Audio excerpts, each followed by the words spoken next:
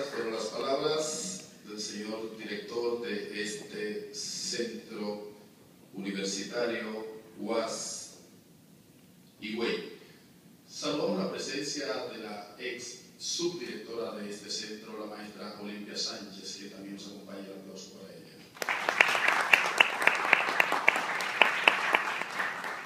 Debemos señalar que el autor de esta obra, de esta joya sin igual, no solamente es un magistrado, no solamente es el magistrado de la Suprema Corte de Justicia, sino también es el esposo, es el hijo, es el amigo, es el historiador, es el solidario, es el sensible, y en sus escritos lo plasma de esta manera. El grado de sensibilidad que enarbola este hombre de nuestro pueblo le hace ser un hombre sin igual y un hombre diferente. Yo les hablo, señoras y señores, del magistrado de la Suprema Corte de Justicia, quien en algunos minutos estará presentando su obra. Les hablo del doctor Edgar Hernández Mejía, protagonista de esta media mañana. El aplauso para él mientras tanto.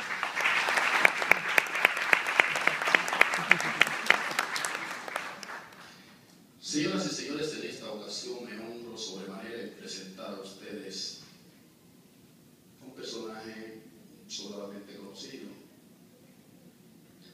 un hombre de cultura, un hombre de nuestra Universidad Autónoma de Santo Domingo, un hombre de todos los pueblos de la República Dominicana.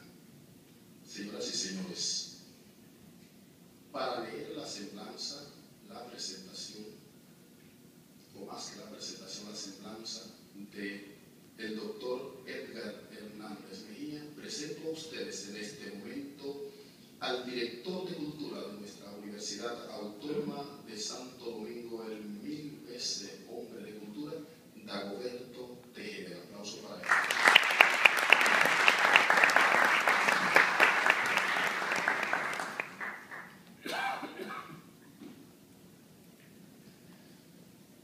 Hoy estamos asistiendo a una convocatoria en un espacio sagrado como es este recinto de la universidad para testimoniar, para ponderar realmente otro espacio sagrado que es su producción más reciente del maestro Edgar Hernández Mejía. Y estamos en su pueblo haciendo un homenaje a quien es no solamente el ícono, el símbolo de su pueblo, sino del país. Estamos en la tierra de la Virgen de la Altagracia. Estamos en el centro más importante de peregrinación del país y de las islas más cercanas. Estamos ante una santa completamente milagrosa. Hay varios trabajos que se han ido haciendo sobre la Virgen de la Altagracia. Casi todos tienen una dimensión pura y exclusivamente histórica, académica, científica y religiosa. Pero esta es la primera obra sobre la Virgen de la Altagracia que va mucho más allá. Esta es una obra basada en la documentación histórica, con una visión objetiva, sistemática de lo que se ha producido sobre la Virgen. Pero aquí emerge la figura de un escritor, la figura de un intelectual, la figura de un maestro que va más allá de la academia, que hace una ruptura con la visión tradicional academicista para que la creatividad y la imaginación a nivel de la literatura puedan, basado en la tradición hacer realmente y darnos una síntesis, un extracto de lo que debe y es y ha sido la presencia de la Virgen de la Altagracia. Él plantea de una manera a la entrada misma del trabajo de que lo importante no es la discusión sobre las diferentes versiones de su aparecimiento. Lo importante es su significado, lo que ha sido para Higüey, lo que ha sido para el país, lo que significa para la espiritualidad y la trascendencia de los dominicanos. Eso es lo más importante y lo más trascendente. Señores, en un lugar que tenía su patrono, el patrono original de Higüey era San Dionisio. Y justamente porque los hijos de Higüey que participaron en la batalla de la Limonada, cuando estaba en peligro de ser extinguida por parte a los dominicanos, los higüeyanos, la gente de Atomayor, la gente cercana, invoca a la Virgen de la Altagracia y la batalla de Limonada cambia su rumbo y se convierte en un triunfo de los dominicanos. Ese es su primer gran milagro y es por eso que el 21 de enero es fiesta por esa batalla, por ese milagro. A partir de ahí, ustedes saben que cientos y cientos y miles de personas cada año venían a pie en peregrinación, en burro, en caballo, en lo que fuera, a pie, para dar gracias, para pedir, para testimoniar a la Virgen de la Altagracia. Aquí no hay una Virgen más milagrosa. Nosotros hemos recorrido y hemos recogido cientos de testimonios y en cada uno de ellos está la presencia de la fe, la presencia del milagro, la presencia de la protección. Ahora, este libro no está hecho con una pretensión académica, con una pretensión científica. No, este libro está hecho para el pueblo. Este libro está hecho con un lenguaje simple, pero sustentado en una base académica científica. Todo lo que está aquí a nivel de la leyenda y de la ciencia está escrito magistralmente por un maestro a nivel de la literatura que yo pienso que originalmente él había decidido ser antropólogo y que por una circunstancia se hizo un magistrado, porque el magistrado tiene un libro grandote y muy rígido, a ver si hay que beber refresco para poder leerlo, sobre el derecho.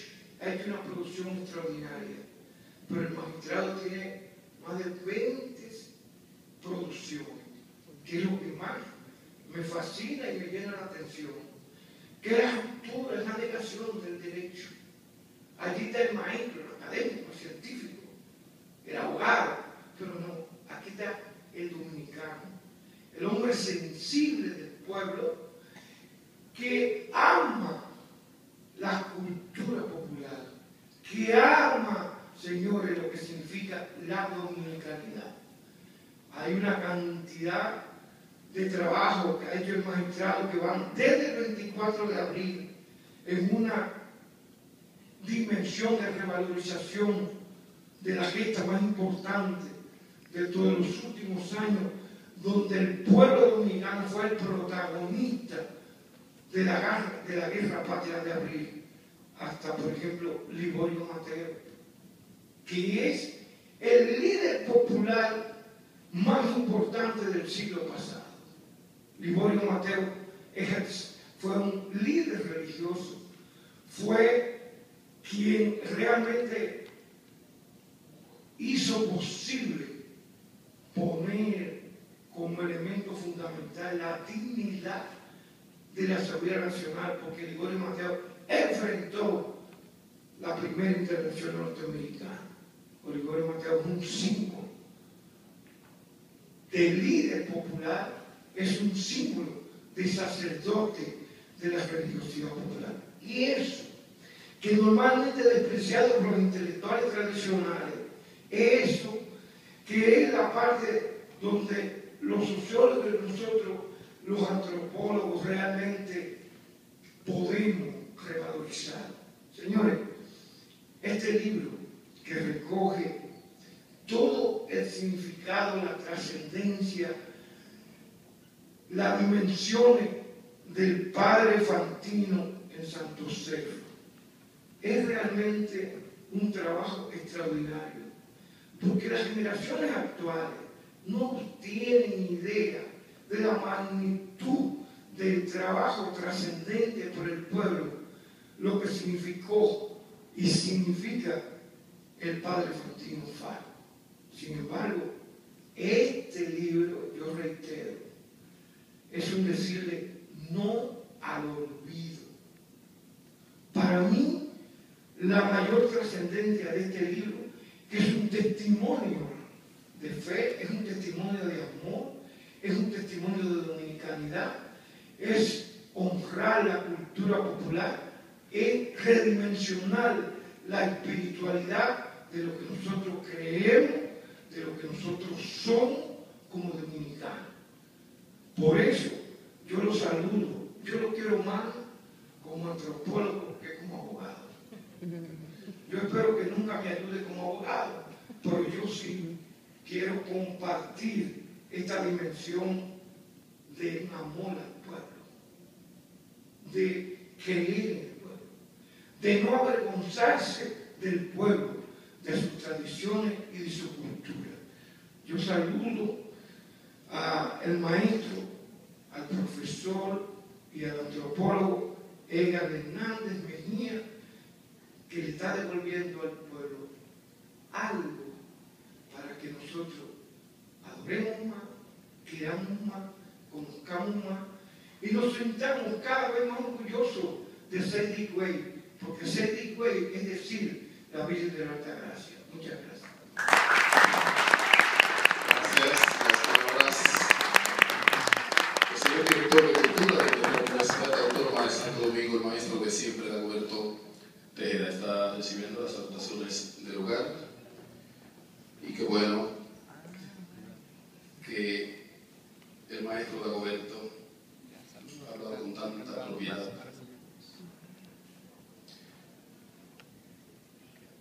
De nuestro autor. La persona que voy a presentar a ustedes en este momento es abogado, poeta y escritor de temas jurídicos e históricos. Actualmente ocupa los cargos de juez de la Suprema Corte de Justicia y profesor de la Pontificia Universidad Madre y Maestra Recinto Santo Tomás de Aquino. Es miembro colaborador de la Academia Dominicana de la Historia. Dentro de sus obras jurídicas más importantes se encuentran Criminología 2000 y una segunda edición 2002, La violencia física en el derecho penal 2006, Jurisprudencia dominicana, Principios y precedentes comentados 2009, Principales aportes jurisprudenciales en materia penal 2011 y la clave de la abogacía. En cuanto a la narrativa, publicó en el año 2003 Choque de Luces y en el 2005 Vivencias de la Guerra del 24 de abril. Las palabras indudablemente resultan ser muy cortas y muy pocas para presentar al autor de esta brillante obra titulada El cuadro de la Virgen de la Altagracia, una versión global del origen de una pintura sagrada. Señoras y señores, quiero entregar este micrófono al autor de esta joya valiosísima, el juez de la la Suprema Corte de Justicia, doctor Edgar Hernández Meiga. Ven con nosotros.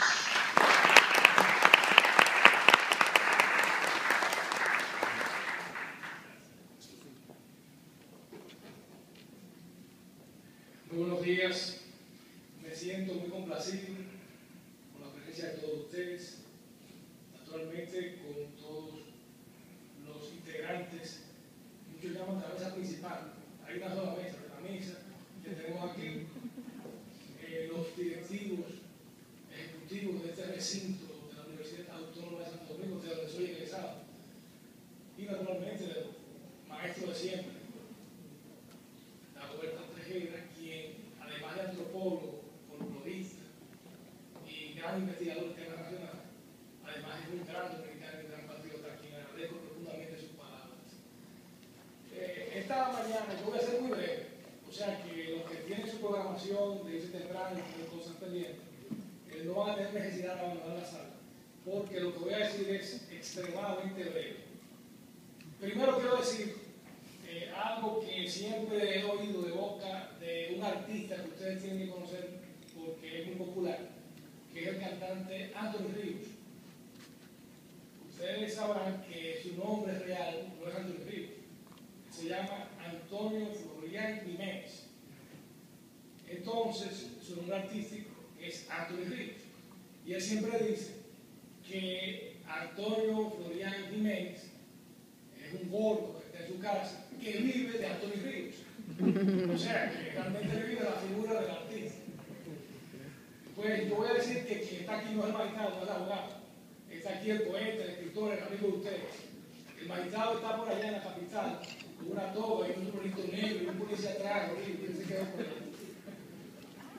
La verdad es que yo me siento realmente muy identificado con la realidad dominicana. Dagoberto no se equivocó en cuanto a mi vocación, mi amor, desde que era un adolescente, por los estudios sociales, la historia, la antropología, la sociología. Mi padre me dio un consejo cuando yo decía que iba a estudiar literatura. Y me decía, bueno, puedes combinar el estudio de la literatura con otra profesión que sea lucrativa. Incluso me dijo una palabra muy sabia. Me dijo, mira, no siempre yo voy a estar. Y es cierto, en ese momento yo me mantenía, yo tenía 18 años. Cuando llegó el momento de entrar a la universidad, y me decidí por la carrera de Derecho, muy interesante, yo diría apasionante. Cuando uno realmente estudia con interés, descubre, sobre todo, algo que es lógico. La legislación siempre trae un mensaje de equidad, pero también de lógica. Se legisla con sentido y con mucha certeza de que lo que corresponde a cada quien le sea protegido y concedido. Y me he sentido muy bien en esa carrera, pero ciertamente mi vocación originaria, no se equivocó el maestro Dagoberto, es la de los estudios hacia la realidad social. Y no me siento mal con haber escogido la carrera de Derecho, porque ahora voy a hablar de Ríos. El amante de las cosas dominicanas vive de abogado, porque escribiendo otras cosas nadie vive. Sigo de la abogacía, que uno o trabaja en una oficina, o es juez, o es fiscal, tiene un sueldo, y tiene una manera de vivir, porque en definitiva uno tiene obligaciones. En la mañana de hoy, y ya estoy concluyendo, no voy a ser como el refinado inolvidable presidente Chávez, que siempre decía, prometo ser breve, y hablaba nosotros. Yo voy a hablar poco. Les traigo esto, como ya se anunció, esta publicación que es breve, va a ser obsequiada a todos los presentes. Tiene dos temas, como ya dijo el profesor Dagoberto Tejera. El tema del cuadro de la Virgen de la Altagracia y el tema del padre Fantino Falco, un italiano que vino a principios del siglo XX y desarrolló toda su vida en República Dominicana. Estuvo depuesto como sacerdote en varios lugares, pero fundamentalmente hizo su labor en el Santo Cerro de la Vega.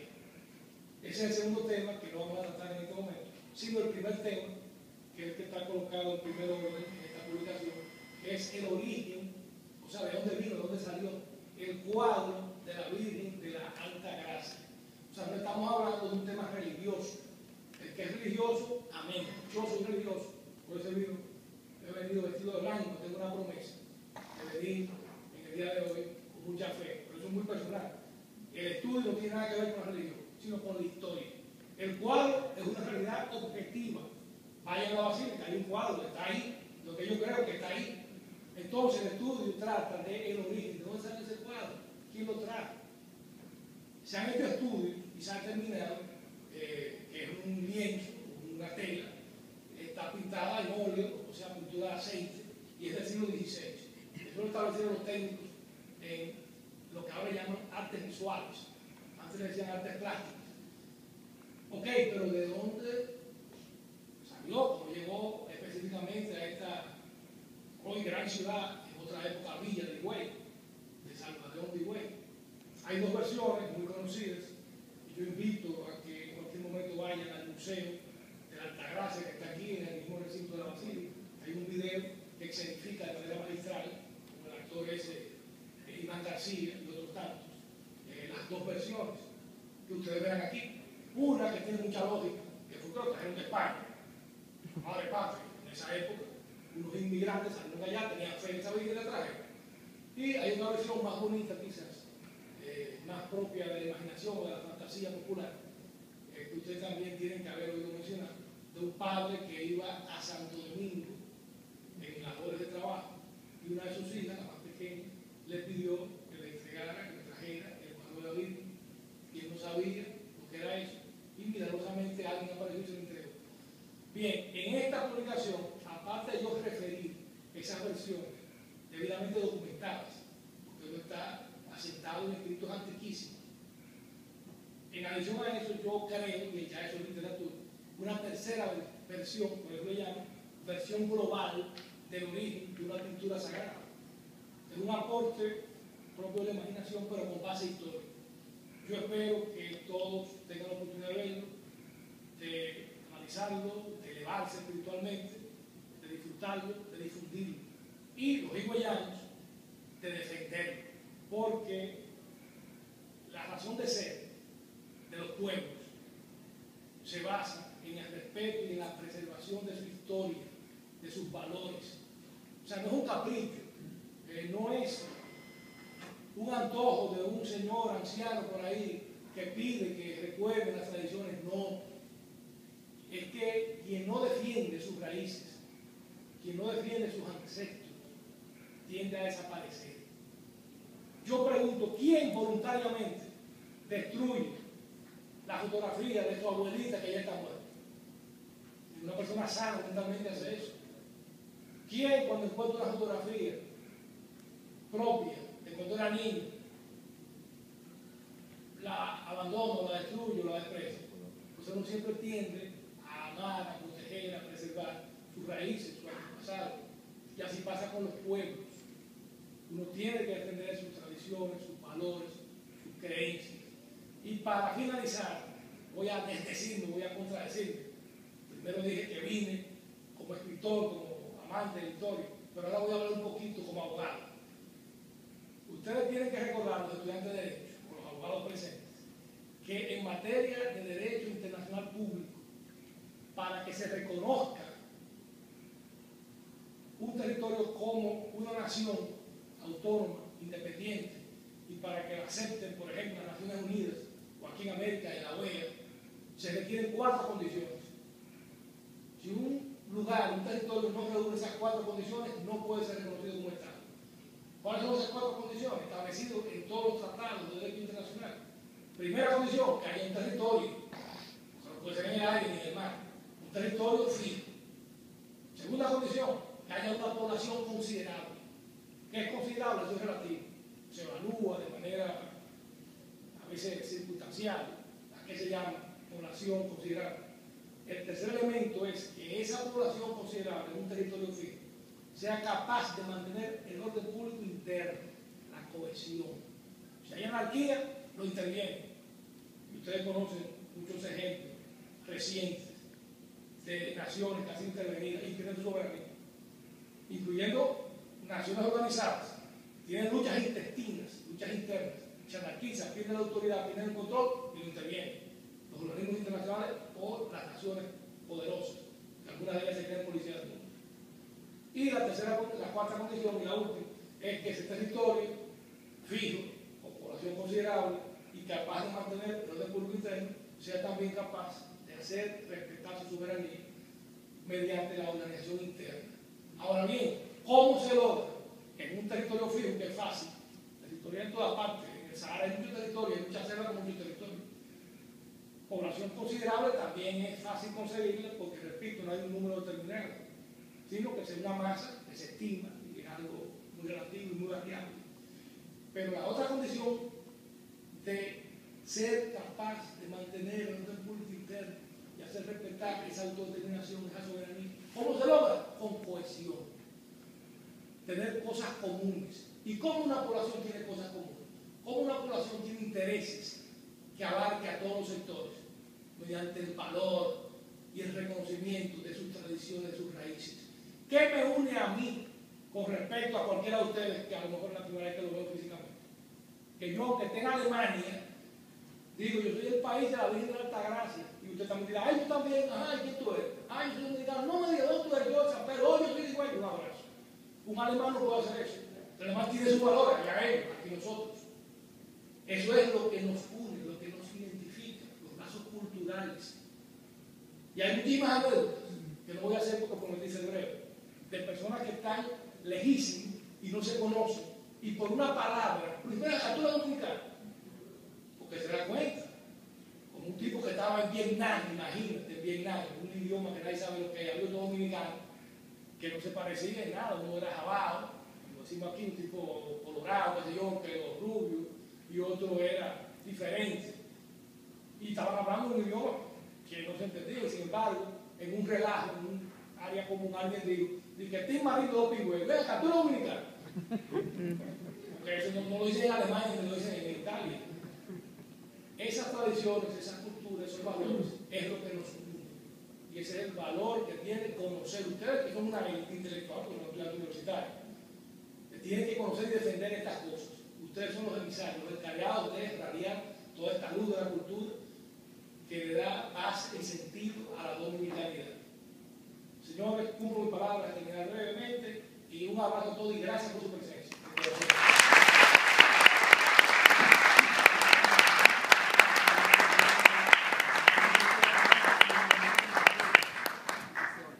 Ahí está el doctor Edgar Hernández Mejía. El aplauso más fuerte para él. Mucho más fuerte.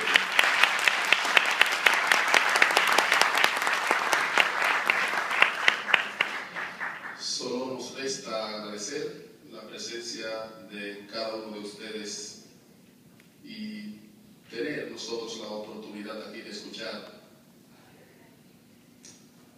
al magistrado en un momento determinado, al historiador en otro momento, al padre, al amigo, al solidario, al hermano y al hombre de cultura. De parte de ustedes, otro aplauso para nuestro autor público.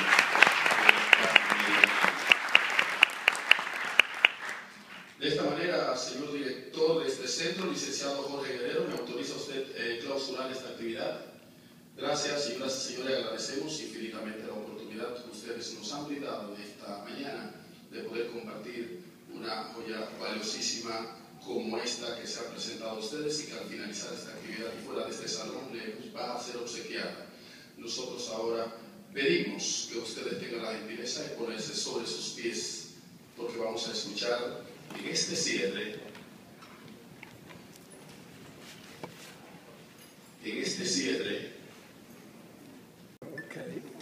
Bien.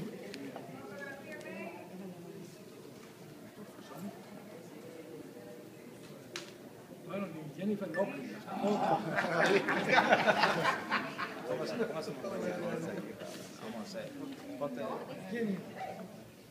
Sí, vamos a salir.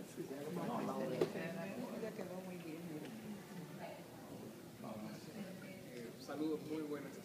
¿Qué tal ustedes? En esta ocasión estamos en los salones del auditorio de la Universidad Extensión de la Altagracia, UAS y BOE, y estamos en compañía del distinguidísimo magistrado de la Suprema Corte, Edgar Hernández.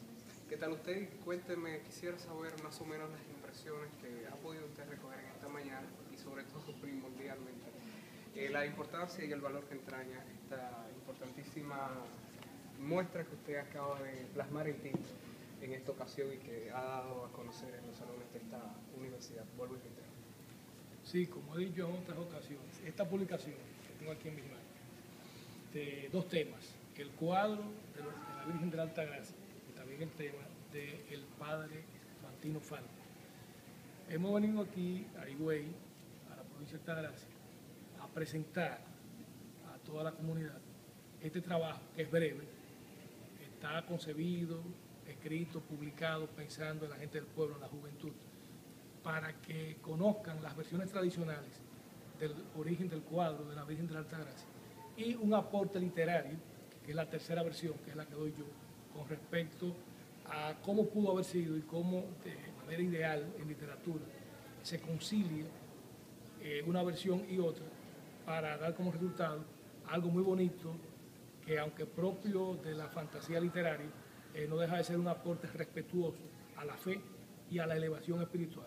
Aquí en Higüey tienen el privilegio de haber tenido durante toda la historia a Nuestra Señora de la Altagracia, y las veces que han intentado sacarla de la comunidad ha pasado algo que tiene que retornar, y eso hay que repetirlo los higüeyanos con orgullo y los dominicanos también, que tenemos aquí la sede de una advocación de la Virgen María muy milagrosa y muy importante, que hay que conocer, defender, inspirarse en ella para elevarse espiritualmente y ser todos en nuestras respectivas actividades cada día mejor. Durante el transcurso de su comparecencia, usted no dejó de precisar de manera muy enfática el aspecto de recobrar esas raíces, sobre todo en el ámbito de la juventud. ¿Qué significado y qué medidas podemos tomar quizás desde las escuelas para insertar de manera más fehaciente la importancia de nuestra Virgen de la Altagracia como patrona, protectora de nuestro pueblo, de nuestro país y sobre todo como madre espiritual? Mira, lo que hace posible que los pueblos existan son varios elementos. Lo primero es la lengua. ¿Qué une a una comunidad? La lengua. Si tú no te entiendes, si tú no intercambias con un semejante, tú no puedes sentirte en nada coincidente ni tener intereses comunes. Pero también, y eso es muy importante, las tradiciones, la cultura nos unen. O sea, lo que comemos, lo que bailamos, lo que preferimos. Y en el aspecto de la historia, esa es la raíz, la razón de ser. Cuando decimos que hay que descubrir para aprender y defender los valores históricos, lo que estamos diciendo es que tenemos que ser cada vez más conscientes de quiénes somos como pueblo. No tenemos absolutamente nada en común con un pueblo que habla otra lengua y que tenga otra historia, otra raíz, otra composición étnica y otra razón de ser desde el punto de vista geográfico o histórico. Es decir, visibilizar la imagen de la Virgen de la Altagracia como miembro imperecedero de nuestra propia cultura y contexto social, por si lo podemos decir, sobre todo tomando en cuenta el tremendo auge que ha cobrado, ya lo decía el señor Dagoberto en su intervención, como también sirve como elemento y estandarte de victoria en diversas batallas que lidiaron nuestros compueblanos de aquella época. Exacto, así mismo, ese fue su origen. Sí. Pero en el presente sigue siendo importante. Para un mexicano, ellos le llaman la cultura guadalupana, de la Virgen de la Guadalupe. En Venezuela, la Virgen del Coromoto y la Caridad del Cobre en Cuba. Aquí la Virgen de la Altagracia es nuestra identidad, nuestra cultura, nuestra razón de ser. Aquí no tiene ningún sentido hablar de nieve, aquí hay nieve. Aquí no tiene ningún sentido hablar de realidades que sean ajenas a nuestra situación real como pueblo. Culturalmente la Virgen es un motivo de vinculación, de cohesión, de unión y de razón de ser como raíz de lo que somos como nación, como pueblo. Entonces, finalmente, no puedo dejar de preguntarle dónde estará expuesta este material, aparte de que tengo entendido que estará en circulación en el lobby de este auditorio. Bueno, esta versión, aparte de ser, como dijo el profesor y maestro de toda la vida, Dagoberto Tejeda, aparte de recoger las dos versiones documentadas, más socorridas, también trae una versión que es propia de la literatura, que es una tercera, que es mi aporte como escritor, como amante de la historia. Desafortunadamente, hay sectores que tienen un entendimiento muy limitado y al parecer han entendido, han creído que yo he dicho que eso es una versión aceptada o, diría yo, estudiada y aprobada por algún tipo de iglesia o de secta, no sé, yo nunca he dicho eso. Yo lo que he dicho es que he investigado históricamente, he encontrado dos versiones y he hecho una versión literaria muy respetuosa, una versión muy bien documentada, que espero que sirva de motivo para que la gente la estudie, la quiera, la ame, la defienda. Y por esa razón, y allí concluyo, sectores tradicionales no han estado presentes aquí. Y yo hice algún tipo de contacto con sectores tradicionales y me dieron, como dicen, la callada por respuesta. Entonces, en conclusión, estimo que no les interesa. Pero al pueblo sí le interesa conocer versiones populares de amor hacia la nacionalidad y hacia la Virgen, que es de todos. La Virgen de la Altagracia no es propiedad de ninguna secta, de ninguna religión, es propiedad del pueblo dominicano. Esto estará en la Universidad Autónoma de Santo Domingo, que como sus siglas lo dicen, UAS, es abierta y es para todo el pueblo. También la pienso distribuir a nivel de la alcaldía. Aquí hay un representante de la alcaldía o ayuntamiento local, mediante la Casa de la Cultura local y mediante todos los sectores populares que tengan amor por sus tradiciones, por sus valores, entre ellos la Sagrada Virgen de la Altagracia. Muchísimas gracias por su opinión. Hemos conversado con el magistrado, el señor Edgar García, en una versión probablemente inusual de sus afanes jurídicos. En esta ocasión nos acompañó para hablar un poco sobre su más reciente versión sobre este libro que entrama a redescubrir un poco más la importantísima imagen y madre protectora de nuestra localidad, de nuestro pueblo, la Virgen de la Altagracia. Entonces seguimos por los predios de estas diversas personalidades. Gracias por habernos permitido asumir esta brevísima entrevista. Gracias. Ahora nos encontramos